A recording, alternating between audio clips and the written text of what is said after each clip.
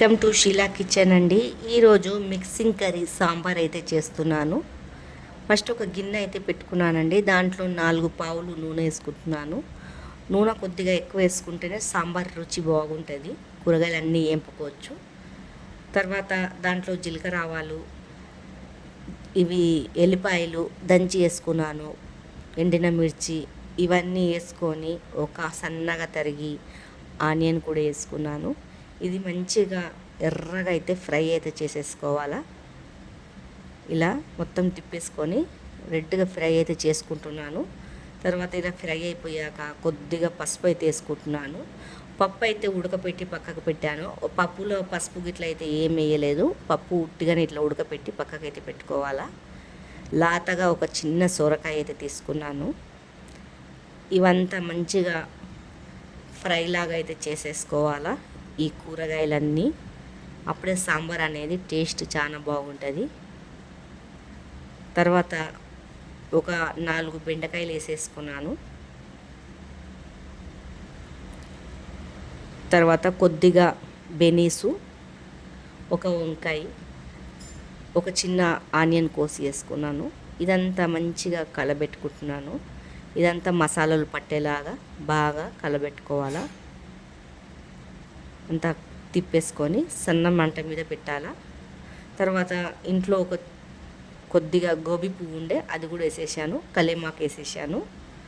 టమాటాలు ఒక 4-5 తీసుకున్నాను. దాంట్లో పచ్చిమిర్చి వేసుకున్నాను. కారం ఎక్కువ వేయ, పచ్చిమిర్చి వేసాను కదా, కొద్దిగానే వేస్తానండి కారము. తర్వాత సాల్ట్ వేసుకున్నాను. మనకు ఎంత టేస్ట్కి చూసి సాల్ట్ వేసుకున్నాను. ఇదంతా మంచిగా అయితే కలబెట్టుకోవాలా. మెత్తగా అయితే ఉడికిపోతుంది. ఇలా కలబెట్టుకొని సిమ్ము మంట మీద మూత పెట్టేయాలా. బాగా ఉడికిపోతుంది అంత కూరగాయలు రండి. అంతా మంచిగా కలబెట్టుకొని ఒక 2 నిమిషాలు మూత అయితే పెట్టేసి సిమ్ము మంట మీద పెట్టేయాలి.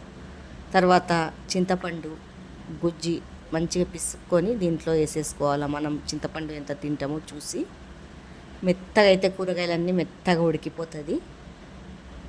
చూడండి ఇలా మెత్తగా అయితే ఉడికిపోయింది. కొద్దిగా దీన్ని ఉడకనియాల. పైనుంచి కొద్దిగా కారం వేసుకుంటున్నాను. ఇదంతా ఉడకపిచ్చుకోవాలి మంచిగా. చూడండి ఇలా బాగా ఉడికిపోయాక జరసేపు సిమ్ము మంట మీదనే వదిలేయాల. పులుపు అనేది కూడా వెళ్ళిపోతుంది. తర్వాత ఉడకబెట్టిన పప్పు అయితే దీంట్లో వేసేస్తున్నాను. ఇదంతా మనకు ఎంత పలసగా తింటామో చూసుకొని కొద్దిగా నీళ్ళు అయితే వేసేసుకోవాలా. చూడండి ఇలా అంతా కలుపుకొని బాగా కొద్దిగా ఒక పొంగు రానియాల. తర్వాత మసాలా అయితే వేసేసుకుంటున్నానండి, సాంబార్ మసాలా. తర్వాత పైనుంచి అయితే కొత్తిమీర వేసేసుకుంటున్నాను. మనకు హింగువ బాగుంటుందండి సాంబార్లో. హింగువ వేసేసుకుంటున్నాను. చూడండి ఇదంతా మంచిగా కలిపేసుకొని ఒక 2 మంచిగా పొంగొచ్చే వరకు పెట్టాలి. చూడండి అంతా కలుపుకొని టేస్టీ అయిన సాంబార్ అండి. చాలా టేస్ట్ ఉంటుంది ఇలా చేసుకుంటే. అన్ని కూరగాయలు వేసుకొని పిల్లలు పెద్దోళ్ళు ఇష్టంగా అయితే తింటారు. వేడి వేడి అన్నం వెంబడి బగారా రైస్ వెంబడి అయితే ఇంకా చాలా బాగుంటుంది. మీకు ఈ వీడియో నచ్చినట్లయితే లైక్, సబ్స్క్రైబ్ అయితే చేసుకోండి.